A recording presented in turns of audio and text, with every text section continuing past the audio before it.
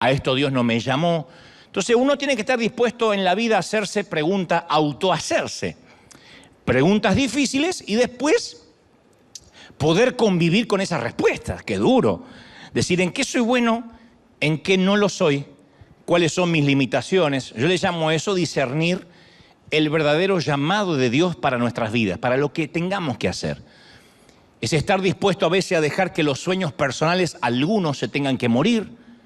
Y decimos, pero ¿por qué si a mí me gusta hacer tal cosa? Sí, pero a lo mejor no es lo que Dios nos va a pedir durante la asignación de la vida, a pesar de que nos guste muchísimo. Pero en ocasiones los cristianos le llamamos, llamado de Dios, sentir de Dios, algo que simplemente a nosotros nos gustaría hacer. ¿Está mal? No, pero al ponerle llamado de Dios le damos un tinte místico, una epifanía que no lo merece. A veces solo estamos enamorados de algo que queremos hacer, lo cual, insisto, no está mal, pero es solo que estamos enamorados de una imagen, de una foto, de una fotografía. Hay gente que se casa porque está enamorado de la fotografía de la boda. Hay chicas que se casan porque dicen, ay, yo siempre me vi con el vestido que la abuela me va a dar para que me case. Ella lo usó en 1942. Está amarillo el vestido, pero se lo va a poner. Y está enamorado de la foto, no del matrimonio, de emprender una vida, ni del muchacho con el cual va a enlazar su vida por el resto de su existencia. Pero hay gente que se enamora de una imagen en todos los ámbitos. Y le dice, ese es mi llamado. No, recibir un llamado de Dios no es lo mismo que dedicarse a aquello que soñamos o cumplir una fantasía que tenemos. Dios lo llamó a Moisés y le dijo, preséntate, Moisés, ante el faraón, que es el hombre más poderoso sobre la faz de la tierra. Dile que tiene que dejar libre a su fuerza laboral, a su mano de obra, para adorar a un Dios que él no conoce y que no cree. Y luego, como si fuera poco, convence a un pueblo testarudo y tímido que tienen que huir al desierto. Ese es tu llamado. Y Moisés dice, heme aquí, envíalo a Aarón.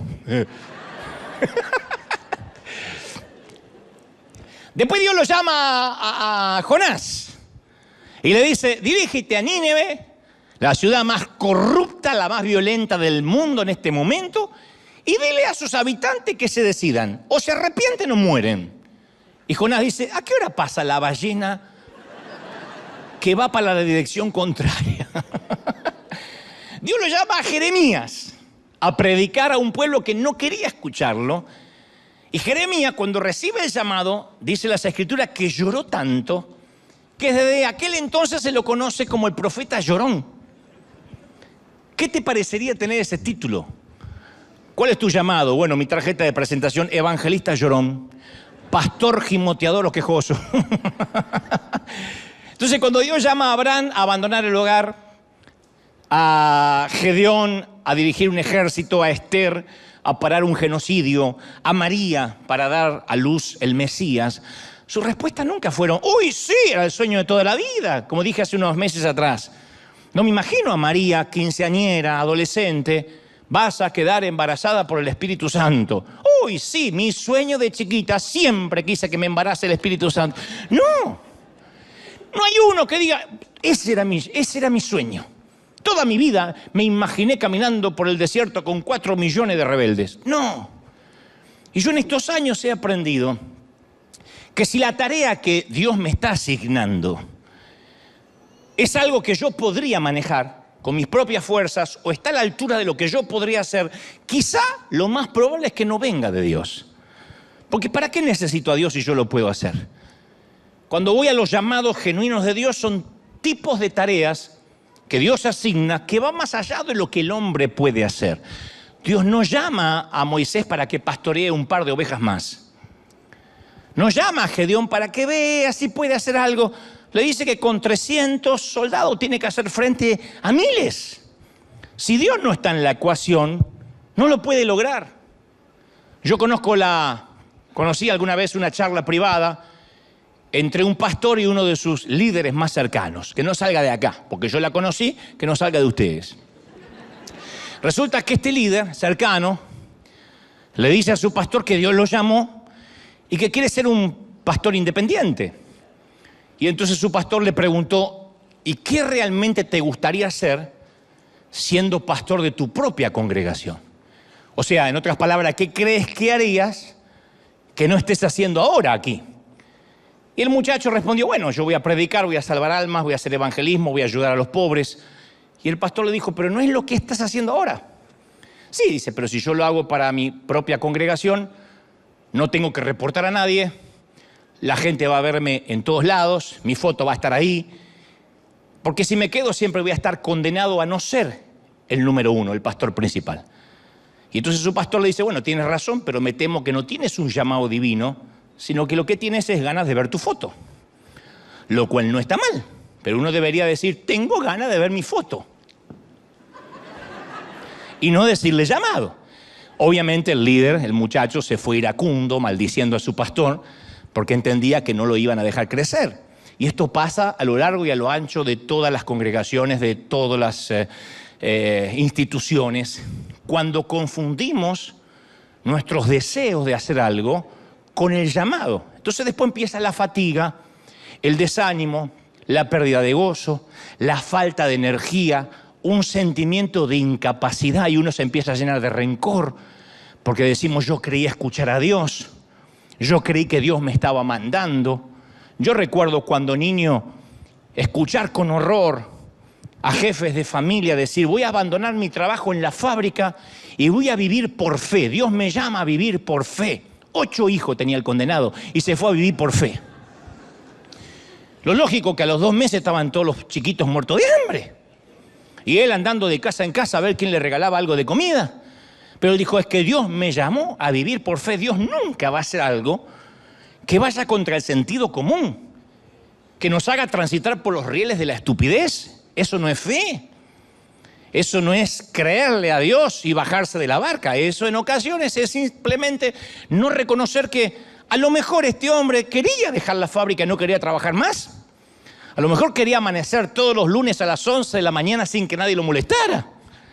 Pero es más lindo, más glamoroso decir, Dios me está pidiendo que deje de trabajar. Ah, sí. Eso es como que Dios te pida, mata a tu suegra. Dios no lo va a pedir, aunque tengas muchas ganas. Y esa es una de las causas que los psicólogos llaman el fenómeno del impostor.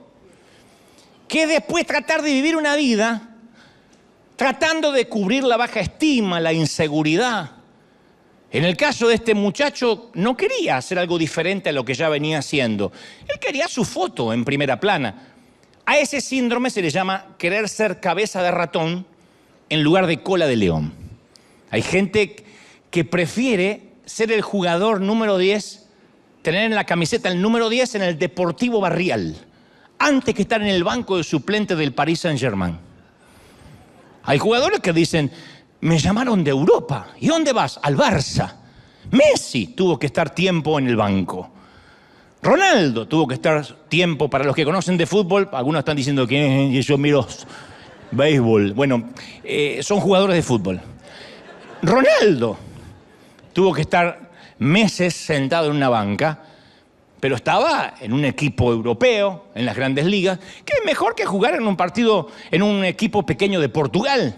Pero hay gente que dice, no, pero en Portugal, en Buenos Aires, en Caracas, en México, yo soy el número 10. El otro día hicimos un partido y ganamos 32-11. ¡Oh! ¿Viste esos partidos de solteros contra casados que ves 22 gordos corriendo que te da una lástima? El gordo hace así, mete la pelota y el arquero, como ya está cansado, dice, más sí, la próxima la atajo. Pero hay gente que dice, eso me gusta. Antes que jugar en las grandes ligas, Dios nos libre de ese estrechamiento neurótico de los vanidosos. Pero todos enfrentamos ese desafío, todos, Un conocido mío, cuyo padre es un reconocido ministro, decidió que tenía que tomar la posta de la sucesión ministerial, que tenía que ocupar los zapatos del padre, que tenía que ser el nuevo pastor porque su papá ya estaba anciano. Nadie lo presionó. Dudo que Dios lo haya llamado, pero como su padre le dejó el legado, le abrió las puertas que a otro le hubiese negado, no lo acuso de nepotismo. Digo que se le hizo más fácil que a otro. Él tomó eso como una confirmación de su llamado. Pasó más de una década tratando de ocupar el lugar de su padre, pero amargado porque se dio cuenta tarde de que heredar el apellido no significa heredar necesariamente el llamado. Si tu padre es arquitecto, no tienes que seguir la arquitectura necesariamente. Si tu padre es pastor, no significa que los hijos son pastores necesariamente y que nunca van a trabajar de otra cosa. Es fácil decir, mis hijos ocupan el púlpito porque me vieron de pequeño. Sí, pero a lo mejor no tiene el llamado. El hijo quiere ser cualquier otra cosa. Se me viene a la mente una mujer muy insegura que cree que si tiene éxito como cantante y como profeta, va a tener la atención y el cariño de la gente. Y se aferra a ese sueño, aunque hay una evidencia abrumadora que no nació para cantar. Es como la novia de Shrek, canta y explotan los pájaros. No.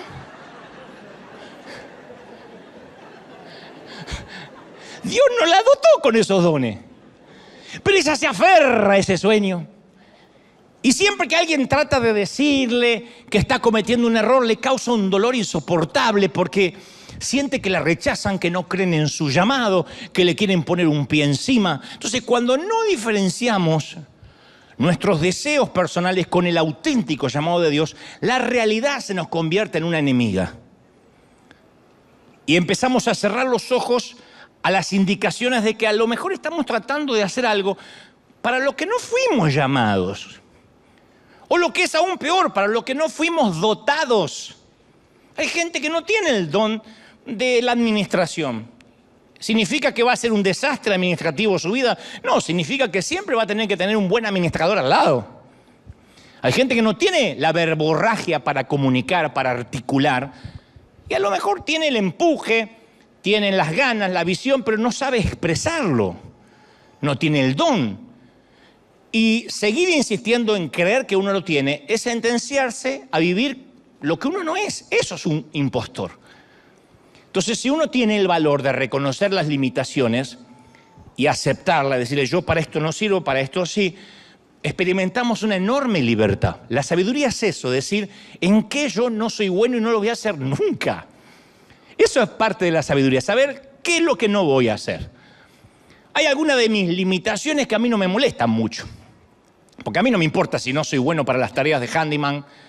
Yo ya sé que soy un desastre, para eso no puedo clavar un clavo en la pared porque se me cae la pared y me quedo con el clavo. Para mí, el infierno se ve como Home Depot. Así es el infierno.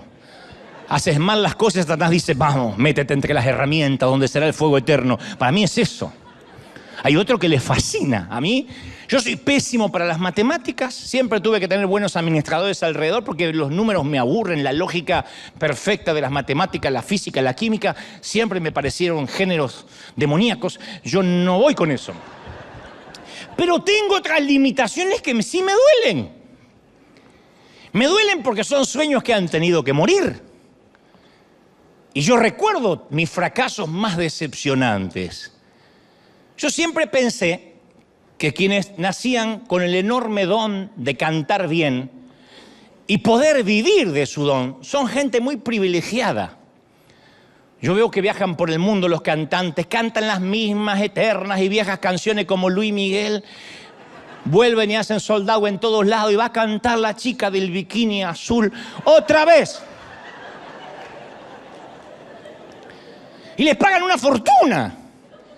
Y a medida que envejecen, lo único que tienen que hacer es bajar el tono a las canciones un poquito, porque por providencia divina el público también va envejeciendo con ellos.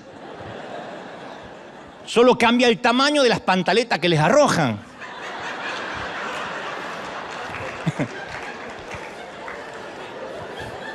Antes eran unas tangas diminutas, ahora son tiendas de circo.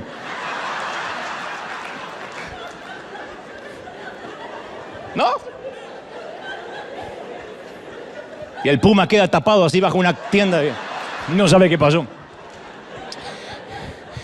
Y yo sé que más o menos yo puedo entonar alguna que otra canción. Me gusta. Pero nunca tuve el don para vivir de mi voz. Aún así, cuando yo era más joven y más torpe, grabé un par de discos. No los busquen porque los hice desaparecer del mercado. No eran discos, eran cassettes. Obviamente nadie en su sano juicio los compró. ¡Nadie! ¿Y la razón de mi fracaso como heredero de José Luis Rodríguez el Puma? No fue la falta de persistencia, la falta de estudio, la falta de conexiones, sino que me estaba estrellando contra mis propias limitaciones. Tuve que aprender con dolor quién soy y quién nunca voy a ser. Y a veces nos aferramos a sueños que no provienen de Dios, que nos gusta y no está mal, pero no es aquello por lo cual nacimos para ser. Todos hemos tenido algunos sueños, quizá en nuestra niñez, que después terminaron siendo fantasías pueriles, mundanas. ¿Recuerdas cuando tocabas la flauta dulce en la primaria? La canción de la alegría, el himno de la alegría. Y la mamá, ¡ay, qué talento!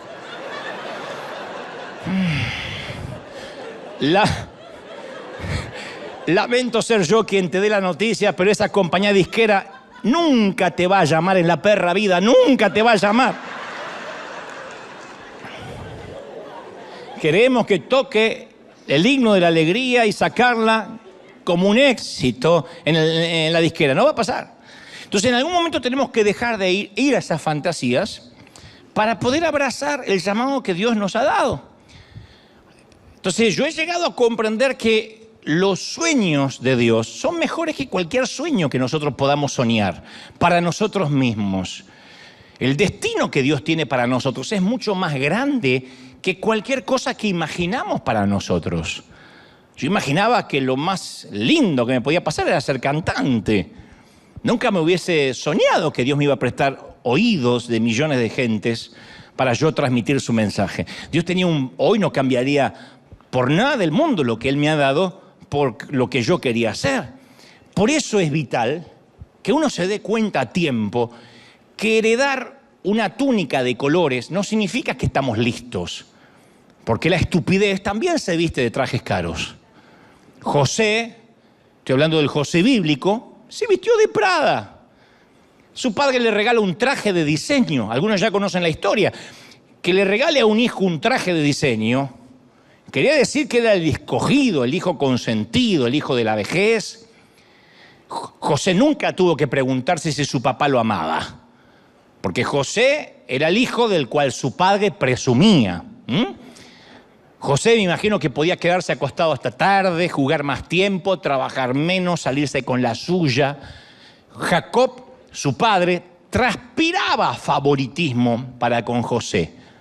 Y José recibió un traje de marca, dice la palabra, que le dio una túnica de colores. Los hermanos se vestían, iban los martes arroz al descuento de jubilado, lo que podían encontrar. Porque uno no puede vestir a 12 muchachos en pleno crecimiento con un salario de nómada sin salirse del presupuesto. Pero si se trataba de José, Jacob se gastaba un dineral. Papá, quiero Prada, le compró Prada.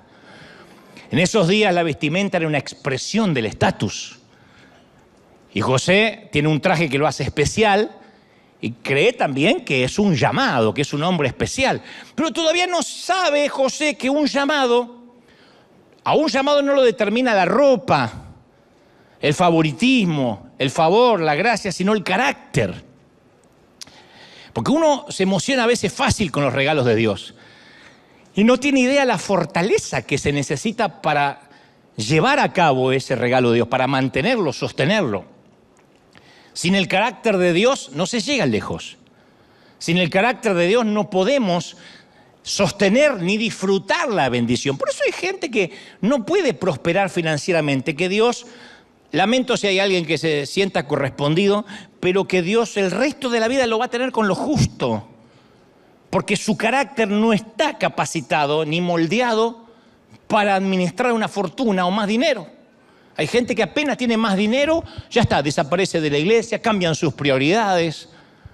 Y Dios sabe eso. Entonces sabe que no tiene el carácter para sostener una bendición. Pero a veces usar la túnica del favoritismo puede ser un problema.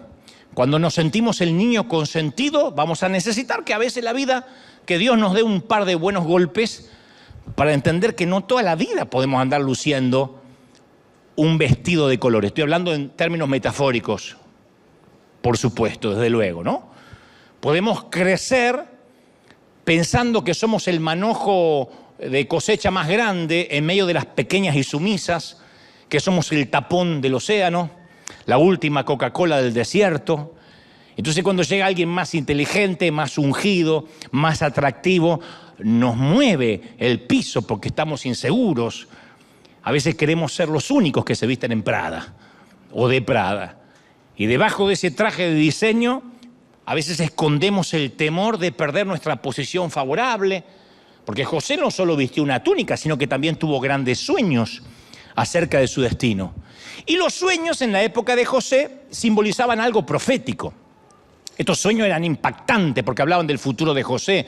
Y uno podríamos pensar, bueno, José recibe esos sueños y tiene sentido común, se calla la boca, no lo cuenta. Pero no, el muchacho no tiene sentido común. Reúne a sus hermanos que ya lo envidiaban, porque estos se vestían en ros y este andaba con su traje de Prada. Estos no tienen la túnica especial de él, ya lo odian, y el tipo les cuenta el sueño. Che, escuchen mi sueño, muchachos. Soñé que en un campo estaban todos los manojos de cosecha de cada uno y de repente se levanta mi manojo de cosecha, mi gavilla se levanta más que la de ustedes. Y ustedes se reúnen alrededor de mi manojo y se inclinan. Esto quiere decir que un día voy a gobernar sobre todos ustedes. Yo voy a ordenar y ustedes se van a someter. Y ustedes se me van a inclinar expresando obediencia a mi autoridad. ¿No es genial? ¿No se alegran por mí? ¿Por qué no jugamos un poco al manojo póstrate para practicar? A ver, practiquen, inclínense ante mí. ¿Qué? Peor que un argentino recién llegado del Mundial. No lo soportaba nadie.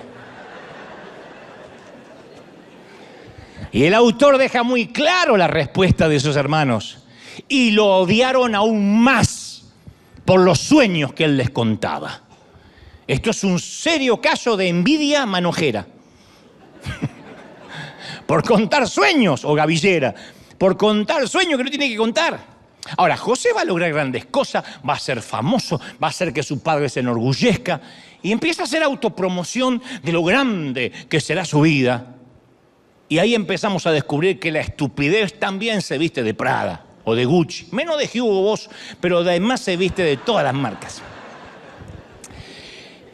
El padre de José le había dado un regalo y nuestro padre también nos da regalo a través de nuestro crecimiento. Pero José comete un gran error. Encuentra su identidad en el regalo que lo identificaba como el hijo favorito, en lugar de la relación con su padre que debió haber tenido, que lo hacía ser el hijo favorito. A veces el regalo es lo que nos empieza a dar identidad. Y como resultado uno termina perdiendo ese regalo. A veces uno puede cometer el error de quedar atrapado en el regalo que Dios nos ha dado. Entonces, si estoy sirviendo a Dios, me siento que Dios me ama. Por alguna razón me toca estar sentado y recibiendo, siento que ya la gracia y el favor se me fue.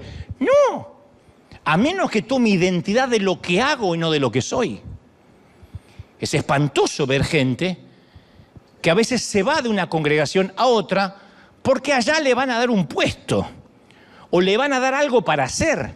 Y yo no digo que esté mal el deseo de servir, lo que digo es que cuando la motivación es tomar identidad de lo que hago, en lugar de la relación con mi padre, entonces voy a terminar perdiendo el regalo.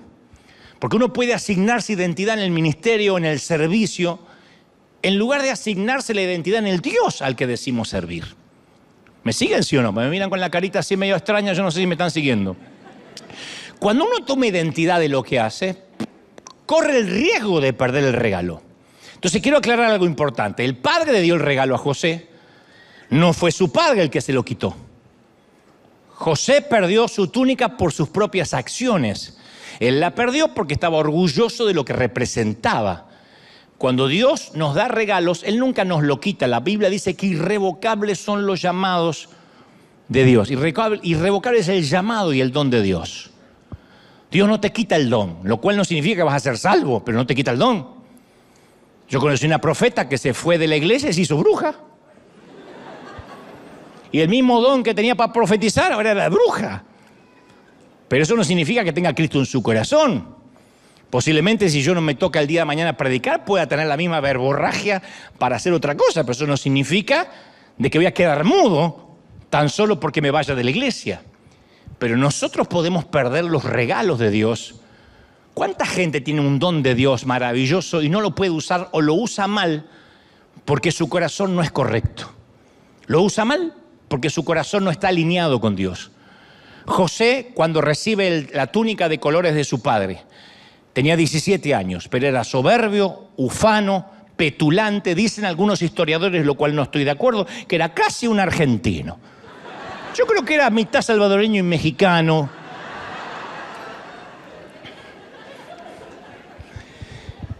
La Biblia dice que, ¿cómo sé esto? Porque la Biblia dice que José apacentaba el rebaño con sus hermanos y traía un mal reporte de los hermanos. Yo no digo que los hermanos necesariamente eran unas carmelitas descalzas, por ahí eran malos tipos. Pero esto de que él traía un reporte malo de sus hermanos revela que José pensó de sí mismo como alguien calificado para hacer este tipo de juicio acerca del resto. Cada vez que uno hace un juicio del comportamiento de los demás, eso revela una actitud orgullosa de nuestra parte. Dios dice, tienes que cambiar. Sí, pero aquel, fíjate, está peor que yo. Ahora, ¿por qué Dios le daría un sueño tan grande a un muchacho de 17 años? ¿Qué la edad que se presume tenía José? ¿Por qué no esperar a que él fuera mayor, un poco más sabio, un poco más humilde? La respuesta es sencilla. Desde la túnica al trono siempre hay peldaños, escalones. Pregunto, ¿hay alguien aquí que le gusten los escalones, los peldaños?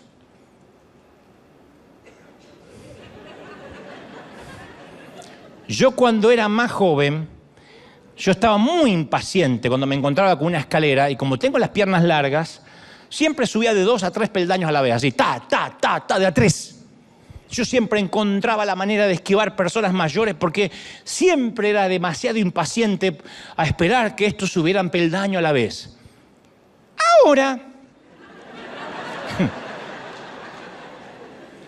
valoro cada escalón. Principalmente si voy de subida. He aprendido que cada peldaño es importante. Lo disfruto. Lo celebro. La única razón por la que hay escalones o peldaños es siempre para llevarnos a un nivel más alto. La Biblia dice en el Salmo 37, 23, los pasos de los justos son ordenados por el Señor. Cada paso es ordenado por el Señor. La palabra pasos implica proceso. Cada paso es un proceso. Eso significa que mi destino, lo que Dios tiene para mí, necesita un tiempo, un proceso. Uno puede estar de pie en la parte más baja de un edificio, mirar para arriba todo el tiempo que quiera, pero todo el deseo, toda la promoción del mundo, la oración del mundo no lo va a llevar al segundo piso hasta que no empiece a subir. En el llamado de Dios no hay atajos, no hay elevadores. En el llamado de Dios nadie puede tomarse un elevador. ¡Uy, estaba acá y subí al 22! No pasa. Quien pretenda subir por un elevador está enamorado de la foto, de ver su imagen allá arriba. Y no puedes enamorarte de la foto sin pasar por el proceso. Dios sabe que una bendición demasiado pronto y sin proceso nunca es bendición. Una bendición que llega demasiado pronto nunca es bendición. Vayan a buscar la historia de los ganadores de la lotería. Especialmente si esos ganadores de la lotería no tenían donde caerse muertos antes de sacarse el gran billete. O los boxeadores que de una pelea a la otra se hacen multimillonarios. O futbolistas que firman un contrato astronómico, soberbio y sideral de la noche a la mañana y terminan con vidas disipadas, con vidas perdidas, porque no tenían el carácter para administrar, para sostener la bendición. Vamos a suponer que tu hijo de 10 años te pide que le prestes el auto. De 8 o 10 años. Papá, préstame el auto. Eso no sería ni bendición para él, ni para los demás que circulan por la calle. No sería bendición para nadie, y menos para ti. Entonces, antes de obtener tu auto, ¿qué tiene que hacer tu hijo? Dar los pasos de la educación para conductores, estudiarse el manual, prepararse para el examen escrito. Tiene que practicar conduciendo en calles desérticas, en estacionamientos vacíos, en el asiento del acompañante, un mayor. Tiene que demostrar fiabilidad, devolver tu auto cuando recién maneje, sin choque, sin arañazos, limpio, lleno de combustible, por favor. No es, papá, se terminó, no manda más, no sé qué pasó. Así hacen algunos. Yo aprendí a manejar con mi papá, por eso celebro a los que no tuvieron que hacerlo.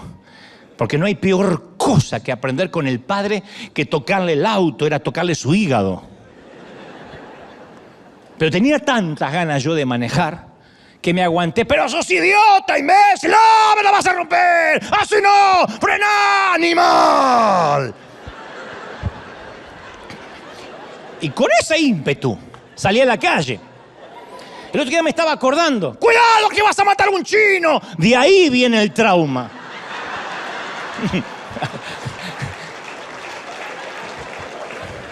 Porque casi me meto en una tintorería. Pero bueno, en un cleaner. Pero y eso.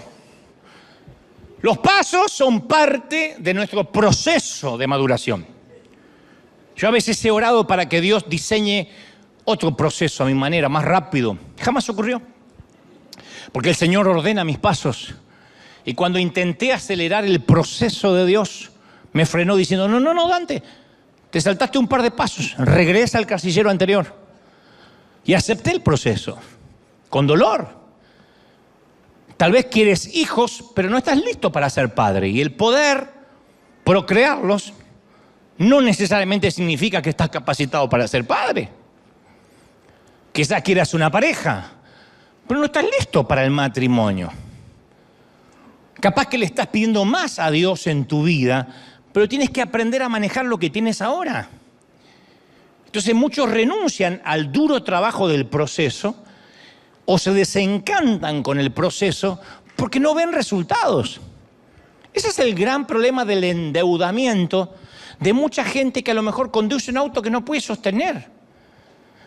O vive en una casa que apenas puede pagar porque se saltearon el proceso. Hay momentos que a lo mejor hay que achicarse un poco, vivir un poco más amontonados, hasta que seamos más holgados y podamos acceder a una cuota mayor, a una responsabilidad más grande. Pero cuando la gente quiere saltarse el proceso, a lo mejor no es la época de tener el último celular de ultimísima generación. No es el momento, a lo mejor, y no estoy hablando de pecado, digo, no es el momento, porque Pablo habla de pecado y de carga, de peso y de pecado. Despojémonos de toda carga, de todo peso y de todo pecado. Entonces el pecado lo entendemos fácil, pero el peso es aquello que nos autoimponemos sin que nadie nos pida. Y vivimos estresados porque estamos sosteniendo un elefante blanco que nadie nos pidió que adoptáramos.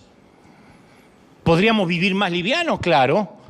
¿Podríamos esperar a estar mejor financieramente? Claro, pero de pronto nos llegaron tantas tarjetas de crédito con tantas ofertas que pensamos, esto en mi país no lo podía hacer nunca, lo voy a hacer acá. Y de pronto estamos atados a 50, 60, 70 años de deuda. Porque la estupidez también se viste de Prada. Y no nos damos cuenta que hay que esperar un crecimiento. ¿Cuánta gente no sabe que el roble que imaginaron está en algún lugar de la semilla que ahora recibieron? Pero todavía no es roble.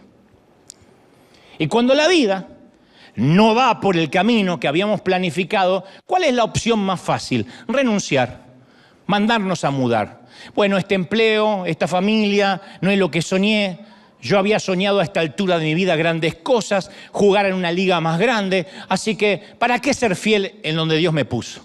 Mejor me salgo y me tomo el elevador. ¿Sabe cuánta gente se toma el elevador? Y dice, no, yo voy a hacer el camino más fácil. Porque siempre el atajo parece más atractivo. Pero cuando uno renuncia al proceso, produce gente que vive en un patrón de renuncia constante. Gente que hace una cosa, fracasa, hace otra cosa, fracasa. Busquen a aquellos que intentan tomar un elevador, en 2 o 3 meses no saben más nada de ellos. Dicen que Dios le cambió el llamado, que ahora Dios le cambió la asignación, que es la manera de decir fracasé porque me apuré. El crecimiento ocurre cuando decidimos ser fieles a una situación que no nos gusta, que todavía no comprendemos, pero aquí se demuestra mi fidelidad. El proceso siempre precede, es antes del logro, siempre. Y aunque el Señor dice que ordena los pasos del justo, la mayoría de las personas siempre estamos buscando el elevador. Pero nos toca ir por las escaleras, la vida es por las escaleras. ¿Cuántos de los que somos papá quisiéramos evitarle dolor a nuestros hijos o no? ¿Quién no le daría por las noches una inyección de experiencia para que nunca le rompan el corazón a nuestra niña? Para que nunca a nuestro hijo lo despidan del empleo. Para que nunca tenga una mala nota. Por eso hay padres que cuando vienen con una mala nota del colegio quieren ir y quemar el colegio con los profesores adentro porque mi nene no se lo merece. Pero va a tener que golpearse en la vida. ¿O no nos golpeamos nosotros en la vida? ¿O cómo llegaste hasta aquí? ¿Quién de nosotros salió de una cajita de cristal? ¿Quién vivió en una burbuja? Yo pasé años predicando en pequeños campamentos donde me ponían en el peor horario. Estaban todos los muchachos así. Yo decía, ya termino. Habían jugado la pelota, piscina todo el día y me ponían a última hora a predicarles. Hacía programas de radio que escuchaban tres ancianas. Que como no podían orinar bien, ponían la radio. Yo no entendía que mientras que yo trataba de edificar un ministerio, Dios estaba tratando de edificar a un hombre. Hoy, años después, por ejemplo, en River tenemos un orden, una excelencia, todo está cuidado, el servicio es detallado, minuto a minuto. Y hace poco un colega me dijo, nuestros servicios son más espontáneos. Mis mensajes, dice, son hasta espontáneos. Yo prefiero fluir en el espíritu. Dice, yo sé cuándo comienzan los servicios, pero nunca sabemos cuándo acaban. Pensé que yo iba a decir, mirá qué ungido. Y yo le dije, yo te felicito, pero una nave como River necesita un alto nivel de organización, de logística. Ya no podemos darnos el lujo de ser una iglesia de barrio a merced de las hormonas de su pastor. Pues yo soy muy delicado para decir las cosas. Y yo no, la iglesia no puede ser según mis hormonas. Hoy tengo ganas que ¿cuánto creen de que hoy nos vamos a las 3 de la tarde? ¿Amén? Y no hay segundo servicio y ustedes lo que planificaron no sirve. Parece muy espiritual, pero yo digo siempre, cuando más manejamos, más nos debemos preparar. Cuando más deseemos, más necesitamos del proceso. Entonces, si yo conduzco un auto compacto, puedo hacer una maniobra rápido de último momento, pero si quiero conducir un camión de 18 ruedas, yo tengo que prepararme para el giro.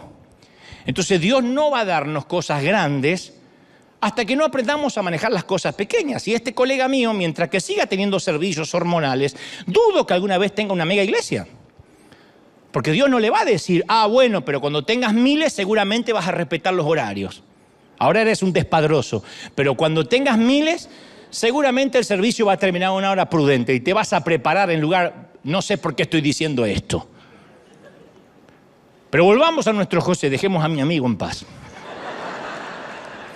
Las Escrituras dicen que sus hermanos lo odiaban por causa de sus sueños, Génesis 37:8, y por causa de sus palabras.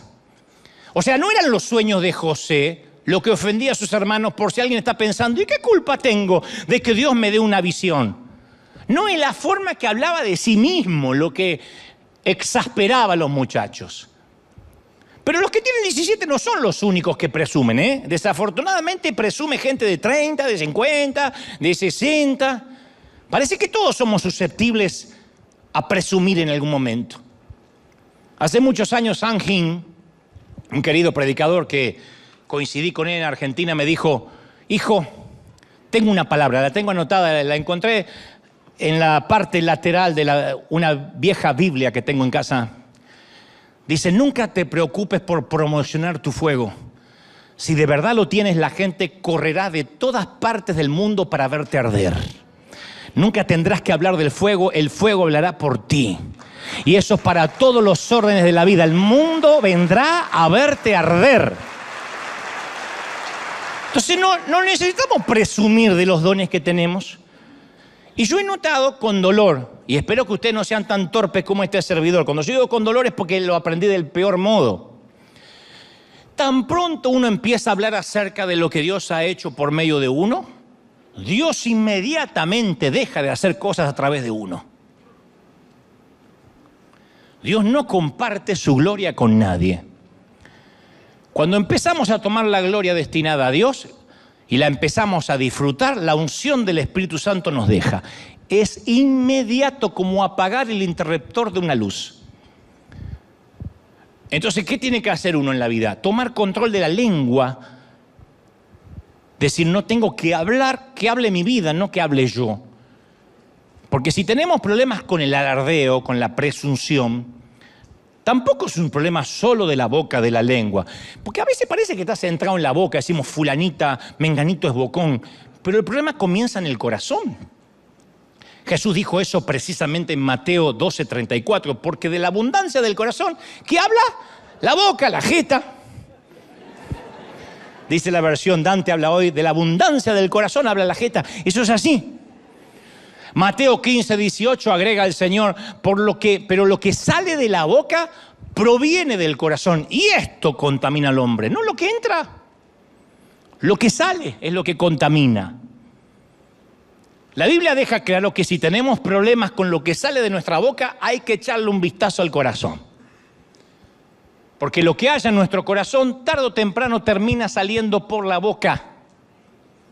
El orgullo siempre tiene que dar su opinión. Nadie se la pide, pero el orgullo tiene que dar su opinión.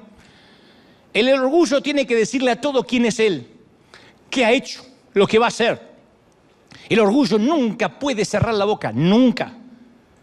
Y si el orgullo está en nuestro corazón, siempre va a encontrar la manera de salir, siempre. Las veces que yo me metí en problemas siendo más muchacho, es porque hablé, porque metí la pata, porque uno habla. Voy a contar esto que no creo que lo haya contado antes nunca. No importa lo que pase. Yo era un muchachito, tendría, no sé, 25, 26 años. Y por primera vez me invita un grupo de empresarios argentinos para que cuente mi visión y a ver si juntaban dinero y me ayudaban. Para mí esto era una locura. Iban a ayudarme, empresarios. No eran grandes CEO, pero tenían sus pequeñas compañías. La reunión era una cena que se realizó en un garage de uno de estos empresarios. Hace poco uno de estos hombres maravillosos partió a la presencia del Señor. Así que yo fui con mi corazón exultante porque iba a poder hablar de mis sueños, de mis visiones. Tenía que haber sido más sencillo decir, yo quiero predicarle a la juventud, pero la oportunidad hizo que me hiciera sentir que tenía una túnica de colores. Unos empresarios me iban a escuchar a mí. Así que llegué a la reunión, me senté a la mesa, se sirvió un asado argentino como corresponde. Siempre que vas a pedir dinero, asado argentino es lo que corresponde siempre. Sirves tacos, su pupusa, te dan ganas de no dar nada.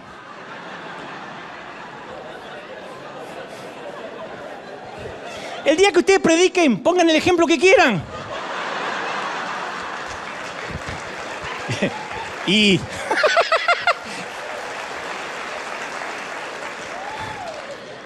me doy cuenta que había otro hombre de Dios ahí sentado a la mesa, don Carlos Anacondia, gran amigo, tremendo hombre de Dios. Ahí aprendí tarde una lección que te voy a regalar hoy por el mismo precio. Nunca hables primero, nunca. Los empresarios dicen, tenemos a dos hombres de Dios aquí, dos evangelistas, Carlos Anacondia, el querido, renombrado Carlos, y este muchacho Dante que está empezando, a que también queremos apoyar. ¿Quién va a hablar primero? Hoy, si volviera el tiempo atrás, digo, Carlos. Pero cuando uno es petulante, torpe, imbécil, canalla, uno trata de hablar rápido. Entonces dije, bueno, si yo puedo contarle lo que quiero hacer, adelante. Bueno, quiero hacer una reunión en el Obelisco, en la Plaza de la República de Buenos Aires. Y quiero hacer algo majestuoso que nunca se vio con un gran escenario. Claro, yo siempre soy así, Spielberg para los sueños y cosas grandes. Digo, quiero poner pantallas, quiero poner, a ver si me ayudan con esto, es mi sueño, 100.000 globos. Para que en un momento cuando empiece el superclásico, la juventud, se suelten 100.000 globos en la ciudad y todo el mundo vea los globos. Y no solo eso, quiero pedir el presupuesto de alguien que vuela un globo aerostático, que dice Jesucristo es la vida y puede recorrer todas las calles y volar y pulular entre los edificios. Empiezo a hablar de todo lo que quiero hacer y los empresarios anotaban. Bueno, ahora vamos a dejarle hablar a Carlos Anacondia. Y Carlos dice, yo no quiero globos.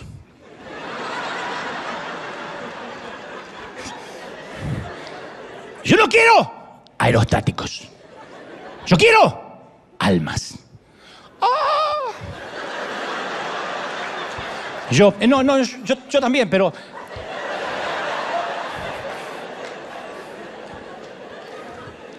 Yo quiero predicar el Evangelio. Yo no necesito más que una plataforma y el poder de Dios. ¡Ah! Me sentí Krusty, el payaso. Carlos no lo dijo para avergonzarme. Realmente, Carlos nunca necesitó más nada. Actualmente lo ayudamos, lo bendecimos. Pero en ese entonces yo salí con una lección que aprendí por la torpeza. No hables, cierra la jeta, sé humilde, sé sencillo, no presumas, no gastes a cuenta, no tienes el dinero, tampoco tienes globos, no hables de globos. Pero una de las razones por las cuales el orgullo sigue apareciendo es que intentamos tratar con el fruto en lugar de ir a la raíz. Entonces, cuando uno ve el orgullo en su vida, trata de sacar las tijeras de podar y decirme, tengo que cuidar un poco con lo que digo. Pero si uno no trata con la raíz del orgullo, va a continuar apareciendo y va a retrasar nuestro destino. ¿Cuál es la raíz del orgullo? Se llama inseguridad. La inseguridad es la raíz del orgullo. Si conoces a una persona orgullosa, conoces a una persona extremadamente insegura, que trata de enmascarar su inseguridad con grandes palabras pomposas, que en realidad es inseguridad. Siempre es inseguridad. No es solo esto freudiano, es bíblico. El que te dice Dios me va a usar de una forma explosiva, estoy tan ungido que me autoimpongo las manos y me caigo solo, es porque es inseguro. Está tan ungido que nadie le puede orar. Se ora solo y le agarra la tembladera. ¡Oh! Detrás de un orgulloso siempre hay un niño asustado. Siempre. Porque el orgullo es lo que la gente ve. Lo que sale por las bocas, lo que no vemos es la inseguridad en nuestros corazones. La inseguridad es la causa del problema. Por eso nunca vamos a poder tratar con el orgullo a menos que tratemos con nuestra inseguridad. Porque nuestra propia inseguridad es el combustible que pone a andar el comportamiento petulante. La inseguridad nos hace sentir que tenemos que hacerle saber a todos quiénes somos, lo que hemos logrado. Pero hay un defecto en esa lógica. Porque nuestros logros no es lo que nos hace valiosos. Nuestros sueños no nos definen. Nuestra identidad es que somos hijos del Rey, de Reyes. Eso es quienes somos. Eso somos. ¿Sí o no? Ahí uno cimenta la identidad. Y cuando lo estamos cimentados en la identidad de Cristo, ya el orgullo no tiene poder.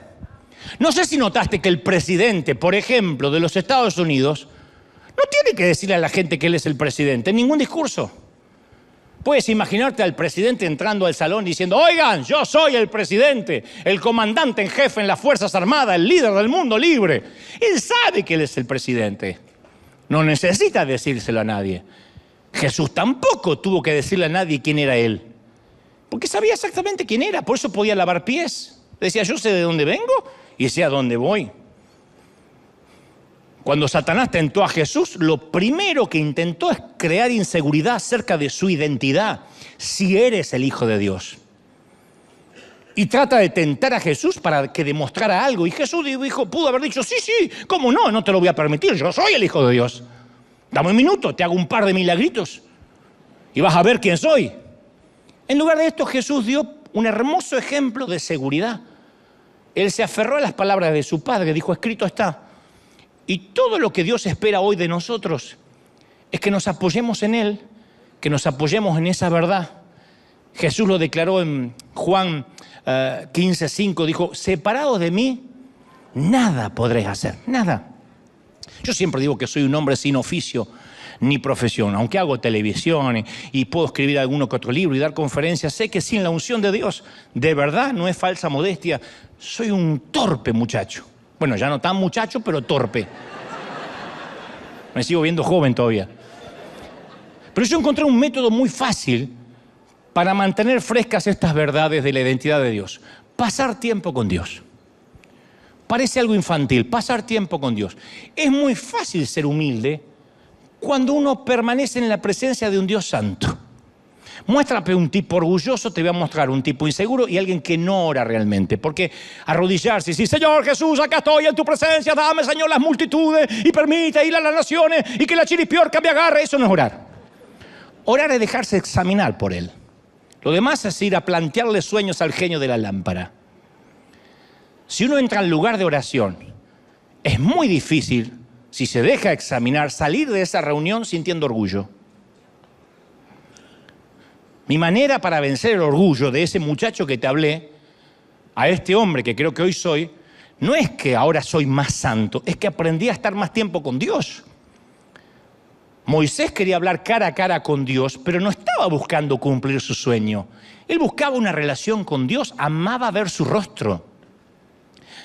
Moisés comprendió que era más importante el rostro de Dios que el sueño de Dios para su vida. Ya tenía un sueño Moisés.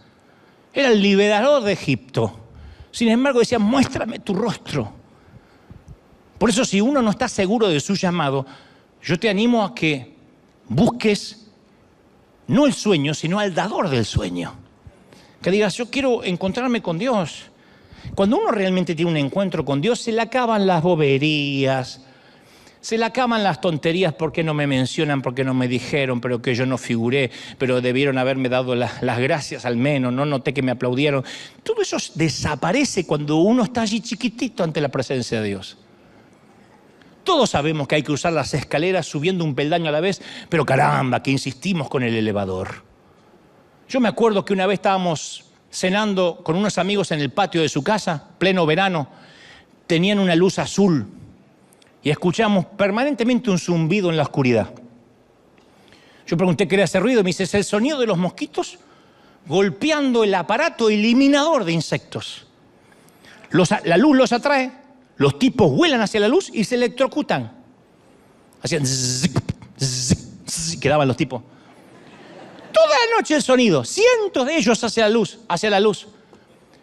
Uno pensará, en algún momento los insectos se van a dar cuenta.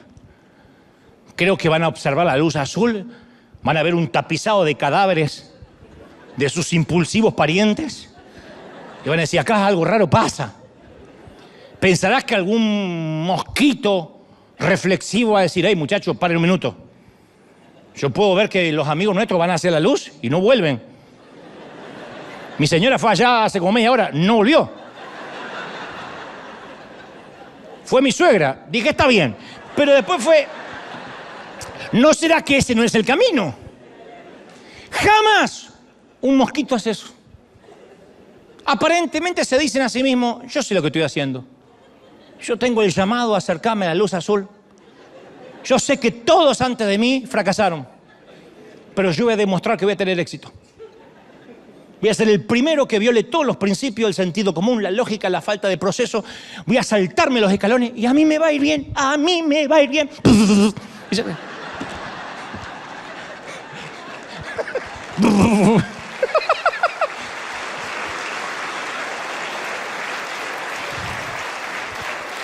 Toda la noche me oigo sonidos. Ni uno se avivó. Y a veces me pregunto si no somos como los insectos. Sabemos que otros se electrocutaron y nosotros, no, a mí me va bien. Es lo mismo. Miren, el proceso de Dios en José varía de buenas a malas noticias, de malas noticias a buenas, de buenas a buenas. ¿Cómo es la vida?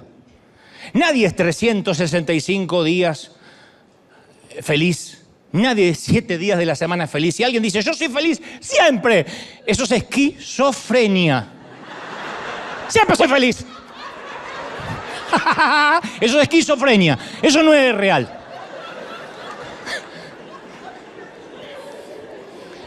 Pero la historia de José va de lo bueno a lo malo, de lo malo a lo bueno. Es como aquella historia de los dos amigos a los que les gustaba el fútbol y ambos se comprometen. Es muy conocida la historia, que el que muera primero tiene que regresar en una visión o en un sueño a informarle al otro si hay fútbol o no en el cielo. Es algo que me pregunta siempre Kevin. ¿Hay fútbol en el cielo? Pues no está seguro de ir si no hay fútbol. Se muere uno de los muchachos y aparece en una visión al otro. Le dice, la buena noticia, sí se practica fútbol. La mala es que el próximo domingo juegas de arquero.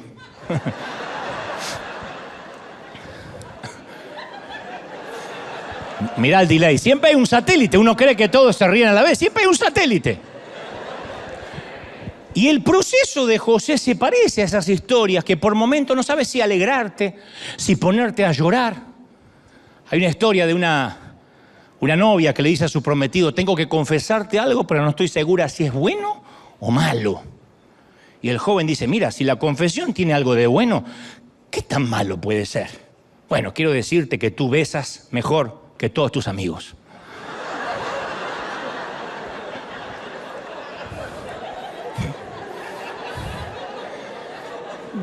Era un poco diferente, pero yo lo hice más sutil. Y la vida de José es una historia de buenas y de malas noticias. Es el consentido de papi, eso es muy bueno. Sus hermanos lo odian a muerte, eso es muy malo. Su papi le regala una hermosa túnica Prada, eso es muy bueno. Sus hermanos lo hacen trizas a la túnica, la cubren de sangre, simulan su muerte, lo venden como esclavo en un Egipto lejano, eso es muy malo. José se asegura un empleo equivalente a Silicon Valley en el Egipto con Potifar, un jefe rico, un magnate. Le cae muy bien a Potifar, así que se le concede mucho poder, le da un ascenso, trabaja en la oficina principal, termina haciéndose cargo de todo, es un gran empresario, aparece en la portada de Forbes. Además de todo eso, José es un hombre asombrosamente bien parecido a Tom Cruise, pero más alto, más guapo y argentino. Tiene todo. Todo esto es muy bueno. La esposa de Potifar está de acuerdo que es muy guapo, trata de seducirlo, eso es muy malo. José se resiste, eso es muy bueno. La mujer despechada se enfurece, le miente a su esposo. Hace que José vaya a dar con sus huesos a la cárcel. Como en Egipto no hay una buena regulación contra el acoso sexual, José está atrapado. Muy malo. En la prisión conoce al mayordomo del faraón, interpreta su sueño, predice que el mayordomo lo van a dejar a salir en libertad condicional y se quedan de acuerdo que cuando éste salga en libertad condicional va a conseguir la libertad de José. Pero el mayordomo se olvida de José y él languidece en prisión. Muy malo. Y uno se pregunta, ¿cómo termina esta historia? Lo que importa en las historias de buenas y malas noticias es cómo termina la última parte. Si termina con malas noticias, todo lo que haya pasado fue una falsa esperanza. Si la historia termina con buenas noticias, la historia entera queda redimida. No importa lo que haya pasado. Entonces hay una gran diferencia entre la fe y la necedad. A veces sabemos, estamos conscientes que estamos haciendo una estupidez, pero la disfrazamos con Dios me dijo, con Dios me llamó. Y eso es porque nos miramos al espejo de tanto en tanto y vemos un hermoso traje y pensamos que ya estamos listos para cumplir el sueño. Y nos olvidamos que la estupidez también viste de Prada. Que la estupidez llega a los 40, a los 50, a los 60, a los 80. La estupidez no tiene límites y tampoco respeta edades y mucho menos niveles académicos. El Señor no envió a José a que fuera vendido como esclavo e incluso que fuera a prisión porque sí. Él estaba con él. Continuamente en las Escrituras, si ustedes leen la historia, van a decir, y Dios estaba con José. José estaba saturado de significado y de propósito. Una y otra vez dice, y Dios estaba con José en la cárcel, en la casa de Potifar, en el pozo, en la cisterna. José tuvo que aprender a vivir sin la túnica. Cuando entendió lo que era vivir sin la túnica, recién pudo cumplir su sueño, alcanzar la profecía y llegar al trono. Terminó siendo gobernador de Egipto, el segundo hombre más rico y más poderoso del mundo. Y probablemente tenía en su closet cientos de túnicas Prada.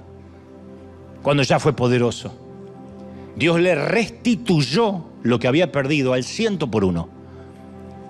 ¿Cuándo? Cuando José recuperó algo mucho más importante que la ropa, que una túnica. Cuando recuperó la relación con su padre. Durante años no supo nada de su papá terrenal. Ni siquiera estaba seguro que vivía. Pero después que José se dejó procesar, restauró su relación con su padre y recuperó lo perdido.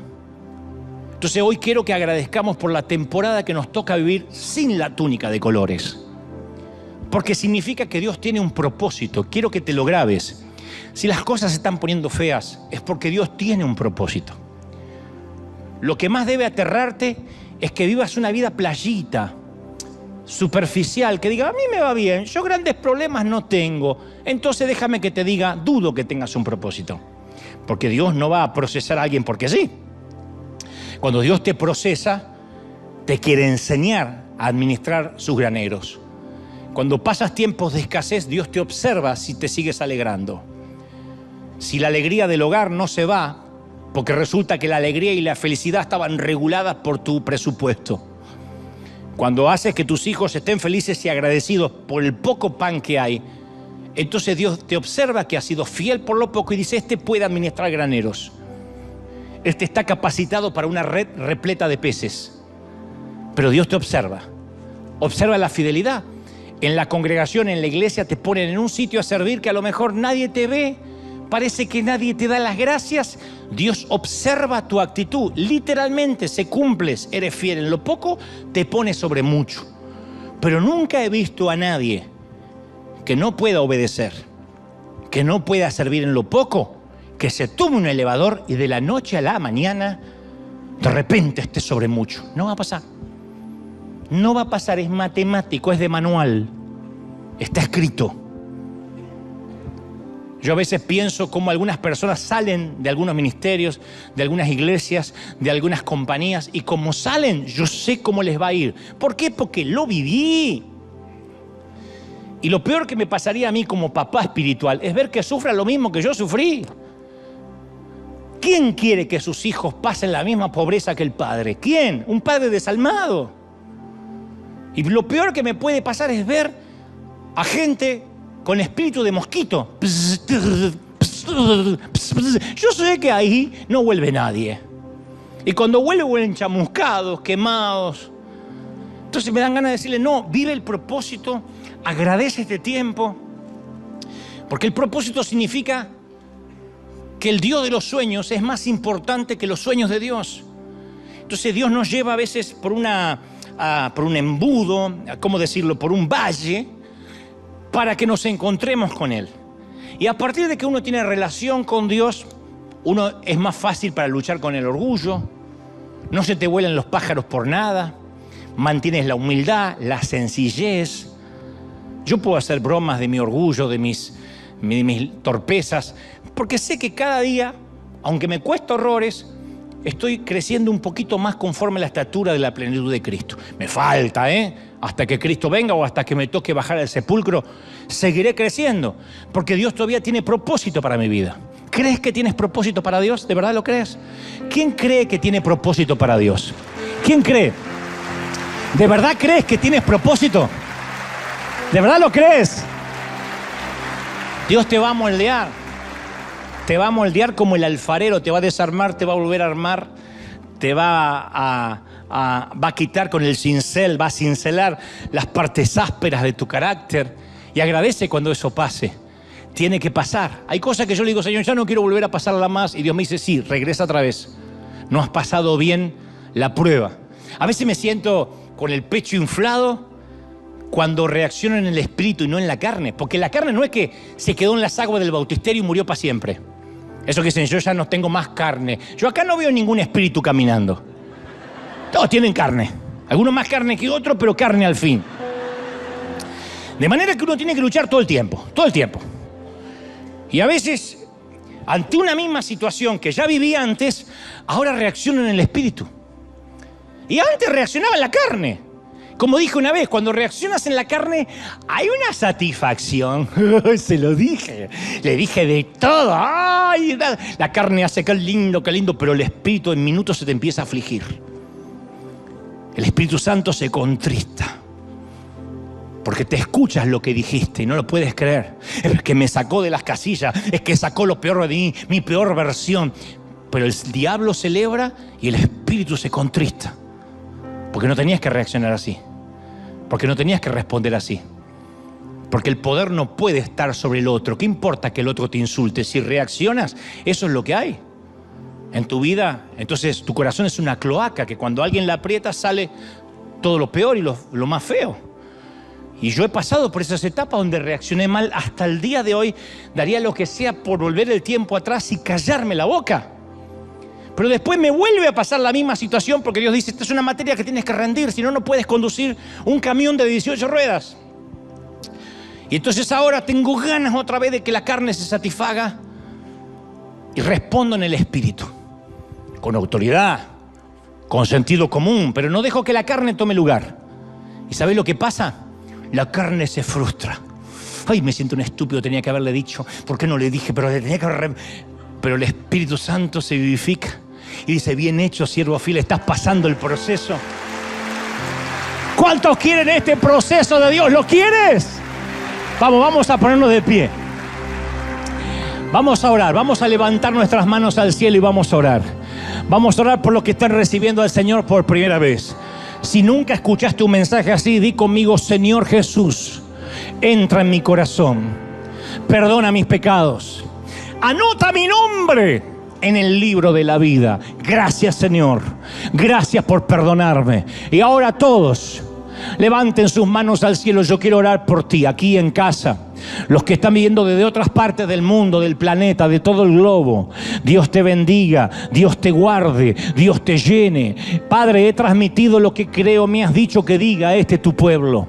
Pero ahora, Señor Jesús, me uno a estas voces, me uno a niños, jóvenes, ancianos y adultos para bendecir el proceso. Vamos, levanta las manos y bendice el proceso. Dile, Señor, gracias por este tiempo sin túnica. Gracias por este tiempo de dolor, de escasez, de enfermedad, de panteones, de hospitales, de cuidados intensivos. Porque sé, hoy me voy con la confirmación de que hay un propósito, de que hay un llamado de Dios. Y ese llamado, dice el Señor, es irrevocable. ¿Sabes? Yo he sentido mientras predicaba recién que el Señor me dice que te diga, yo no te dejo hasta que no termine mi obra en ti. Yo no estoy dado por vencido contigo. Y lo digo porque yo siento que hay gente que ha dicho, Dios se cansó de mí, lo harté, crucé todas las líneas de misericordia. Pero el Señor me dice, yo no me doy por vencido contigo. Yo sigo procesándote porque te he puesto con propósito. Y como a José, yo te voy a poner en sitios donde yo he soñado para ti, donde he determinado que te llevaré, donde mi gloria abrirá caminos, donde los cielos se abrirán delante tuyo, donde toques, pises, camines. Ahí estará mi bendición. Pero he aquí viene el tiempo del proceso, y el proceso está en ti, porque yo trabajo con tu carácter, trabajo con tu temperamento, dice el Espíritu. Padre, gracias por esta tarde, por esta mañana, tarde o noche, en cualquier parte del mundo. Levantamos las manos al cielo y adoramos. Adora conmigo, iglesia amada. Dios ha hablado hoy con su pueblo. Dios ha hablado no solo con River, sino con los que pertenecen a este río de todas y cualquier parte del mundo. Amados consiervos, pastores, amados líderes, como los ama el Señor ahí en cualquier parte del mundo. Bendigo a aquellos que están luchando con una congregación pequeña. Han soportado divisiones.